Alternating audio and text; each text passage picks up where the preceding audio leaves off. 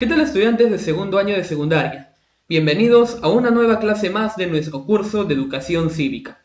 El día de hoy vamos a estar aprendiendo acerca de lo que viene a ser la participación ciudadana. Sí, cómo es que la ciudadanía puede participar directamente en determinados ambientes o determinados lugares. Para comenzar, ¿conoces alguna experiencia de participación ciudadana dentro de tu localidad? Si así fue, ¿qué resultados han obtenido de ella?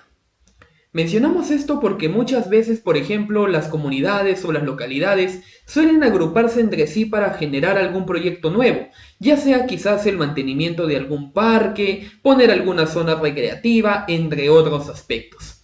Y es que cuando nosotros hablamos de participación ciudadana, este término suele hacer referencia al conjunto de acciones o iniciativas ciudadanas que permiten el ejercicio de derecho a participar de la toma de decisiones respecto a algunos asuntos que suelen ser de interés público. Dicho esto, procedamos entonces a hablar un poco de lo que viene a ser la ciudadanía y la participación política.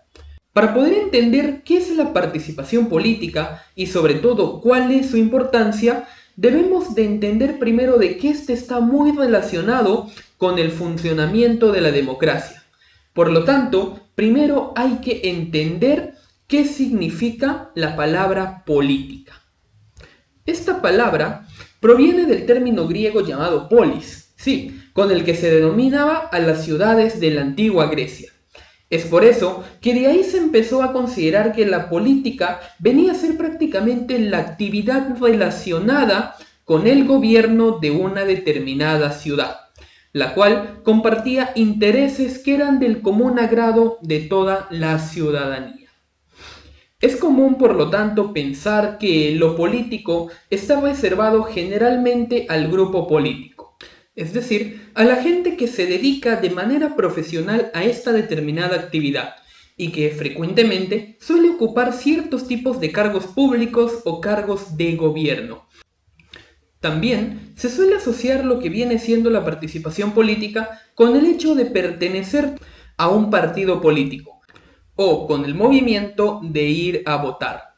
Sin embargo, es muy importante llegar a comprender que siempre que alguien interviene en un asunto político, esto es, en cuestiones que afectan la realidad de grupos de personas, está haciendo política.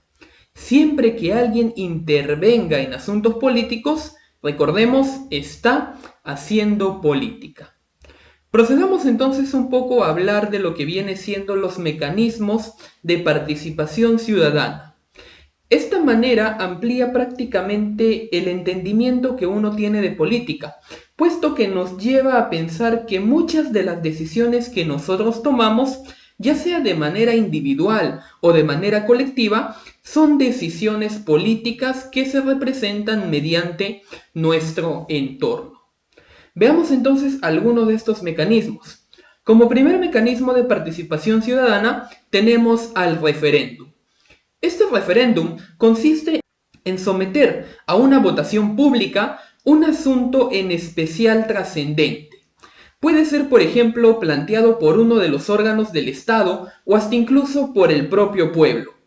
Es así que los ciudadanos tienen el derecho de llegar a pronunciarse sobre la reforma de la Constitución, también acerca de la aprobación de normas con rango de la ley, las ordenanzas municipales y también las materias relativas respecto a una descentralización.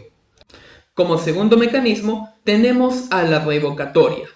La revocatoria viene a ser una forma de participación que le permite al ciudadano decidir con su voto si una autoridad que fue elegida mediante un sufragio popular, es decir, alcaldes, regidores o magistrados, debe de seguir en determinado cargo público o debe de ser retirado.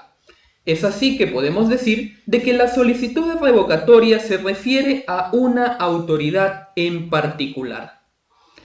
Como tercer mecanismo tenemos a la rendición de cuentas.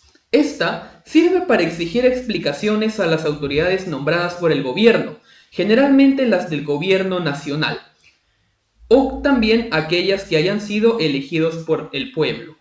Entonces, ¿qué se les va a pedir a ellos? Se les va a pedir que informen sobre los gastos de presupuesto o de obras públicas, como por ejemplo suele ser la construcción de alguna carretera. Como cuarto mecanismo tenemos a la iniciativa legislativa. La iniciativa legislativa es un derecho de los ciudadanos, el cual debe de presentar al Congreso proyectos de ley y proyectos de reforma total o parcial en base a la Constitución. Como quinto mecanismo tenemos a lo que viene a ser la remoción. La remoción sirve para destituir a las autoridades designadas por el gobierno nacional. Estos suelen ser, por ejemplo, los prefectos, gobernadores, entre otros. ¿Por qué pasa esto? Porque muchas veces llegan a cometer abusos o actos de corrupción. Y como último mecanismo, tenemos al cabildo abierto. El cabildo abierto es la potestad que tiene el alcalde para convocar a los pobladores de su distrito y hacer con ellos una consulta. Sí, consultar su opinión sobre una determinada materia. La ley, sin embargo, no obliga al alcalde a cumplir con los acuerdos de este cabildo. Entonces, hasta aquí, mi querido amigo de segundo año de secundaria, espero que hayas podido comprender mucho mejor cuál es la importancia de la participación ciudadana dentro del Estado. Entonces, hasta aquí vamos a dejar nuestra clase del día de hoy y nos vemos en una siguiente clase.